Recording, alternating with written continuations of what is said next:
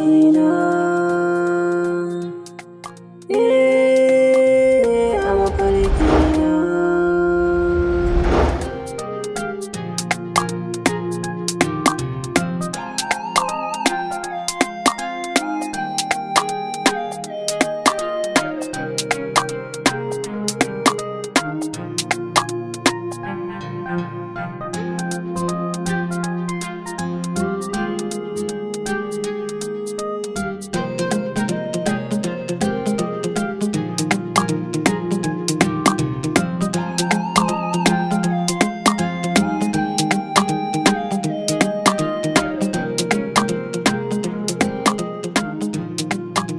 Da wayan nan wallahi ta mun kyau sosai. Na gode fa. Wace dai ku tawar ka da mun kuni ko ta irin wacce ake dan ganin Saudiya ai baba ka sha kurumin ka kafi karfin waya.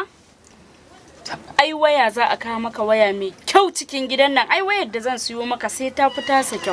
Alhamdulillah yanzu wannan ate dubu. Baba, wannan wanda kake gani 100 kenan ta sai mun. 100 baba. Amma muka zauna ba filasta a gida. Baba ai mu ƴaƴan zamani kenan. Baba filasta za a yi ta. Amma ba yanzu ba. Ai mu yanzu muke zamanin mu ne. Duk irin wannan yanayin rayuwa sai an gama siyan irin waɗannan kayan kyalkyalin. Sannan ake zuwa a fara gyara gida. Sai an gama gyara jiki an yi fes sannan ake gyaran gida.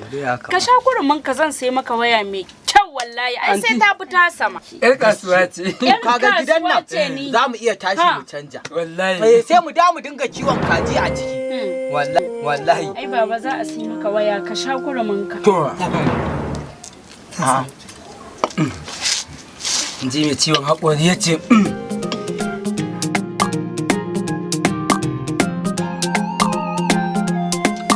To bismillah awara. Sannu malam. Yawa sannu. Baba. Na'am.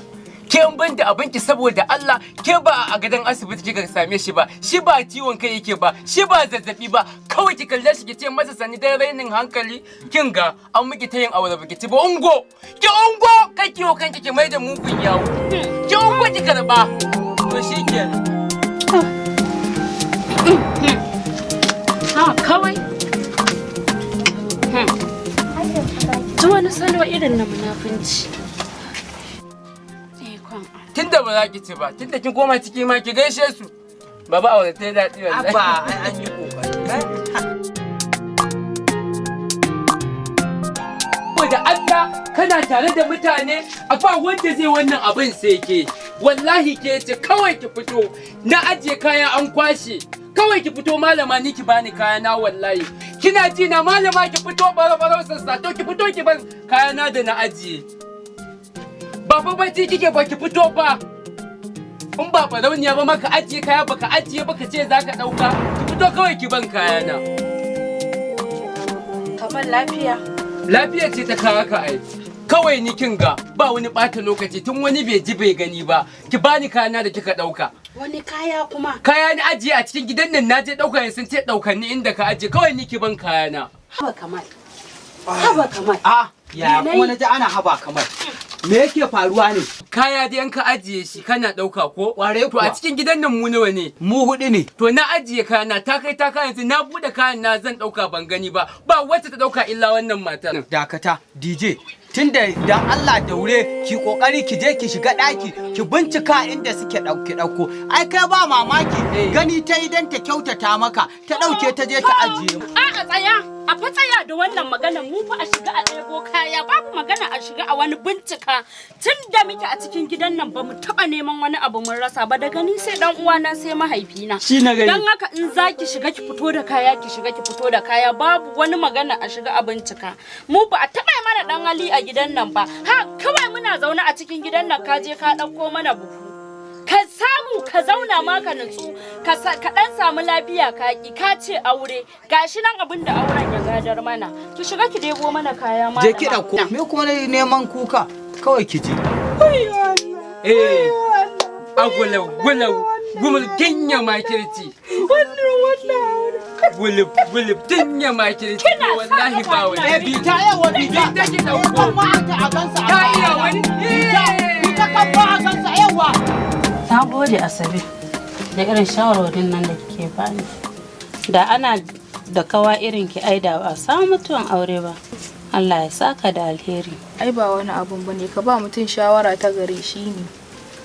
Ana zaman tare baka ba mutum shawara mai kyau ba, kai ka gyara kanka ai ba zai yiwu ba. Amma dai ki ci gaba da haƙuri, in Allah yadda zaki ci ribar rayuwarki. Ba dole ma ina nan ina ta kan yi.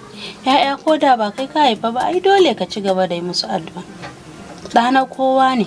Haka ne kam. Tunda mahaifinsu baya gani kokari na, tunda har shi ake hada da shi ake yi min abin da ba shi ba. Nawa yanzu sai ido. Sai dai kuma addu'a. Iya nan ba ni da abin da zan ce. To Allah ya taimake mu. Na gode sosai Asabe. Ƙawata kenan. Dama kina garin nan? Wallahi ina nan, ke ce kika buya. Kin da yi wuyar gani. Nake ga wasu 'yan manyan abubuwa kika samu a kasuwancin namu. Kin san business din namu ya? Ni na isa in samu kuɗi in manta da ke ƙawata. Akwai ma maganganu da na so mu yi da ke masu muhimmanci, kin je kin buya. To ban isha.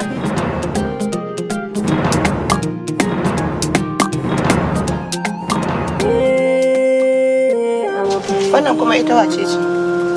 Da ita da buhu ɗaya suke a cikin gidan nan. Ba ta da wani aiki in gaya miki sai sa ido. Ta bar mutum ya shi anan sai wata yawa samu ƴaƴan zamani ne. To ita wannan matar har ta isa ta takura miki yanda kike mace din nan, kin kai kin kawo ta takura miki ki zauna a gida. To ai na san mahaifin naki yana son ki. Ga zafi. Zafi yayi yawa a cikin gidan nan. Kina ganin da yanda muke rayuwa a cikin gidan nan. Idan baka fita ka dan bubbuga business ba, ka dawo ka dan kwanta ka huta zuwa wani lokacin ka kuma fita. Wallahi maganar da harkar tamu take. Ni mamaki ma kika bani yanda kike fresh din haka yanayin yake. Ki zauna a nan. Kar ki dauki shawaran wannan matar ƙawata na ko gida ba ba inda inda za za ni a cikin gida kwalliya ta nake yi in zauna saboda kana zaune zaka iya jin kira. Akwai ma maganganu da nake so in gaya miki, an samu wata haraka. Salamu alaikum. Salamu alaikum. Amu wa alaikis salam. A'a. Sannu. Yawa sannu. Wace ce ke ban gane ki kuma wance ban waye ki ba daga ina? Ni kawar Aisha ce. To naji. Ai ina ganin ki. Na san aike yar gida ce ke banda abin ki ma da kika zo. Ai bai kamata ki sallama ba. Kawai ki shigo gidan su fa Aisha fa gidanku ne. Allah sarki, to ina Aishan take? Aisha dai wallahi bata dai da fita ba. An kira ta business ta ce za ta tafi business. Kin san yar business ce ai. A'a, magana zami na tsakanina da ita akan harkar da muke. To ki kira ta a waya. Ba kati a waya. Ai wallahi ina ganin ki na san kima yar family house. To shikenan. Bari in je in same ta. Zan kira ta a waya. Yawa ki je. In kin je kika same ta a wajensa. Ki ce mata dan Allah kafa ki manta sako ne. Ki ce masa kanin Aisha ya ce yana gaishe shi. To shikenan zai ji sai an jima. Ki ce kar ta manta da sako na fa. Ba damuwa. Askirim din nan jiya ta ka yau kar ta manta. To ba damuwa, ina gaishe da ba. Yauwa. Ai wani zubin Allah sai na sa sistana a gaba. Ni ma ta je ta dora ni a business kuma ta koya min yadda ake business tunda ita ma yar business ce. Yauwa.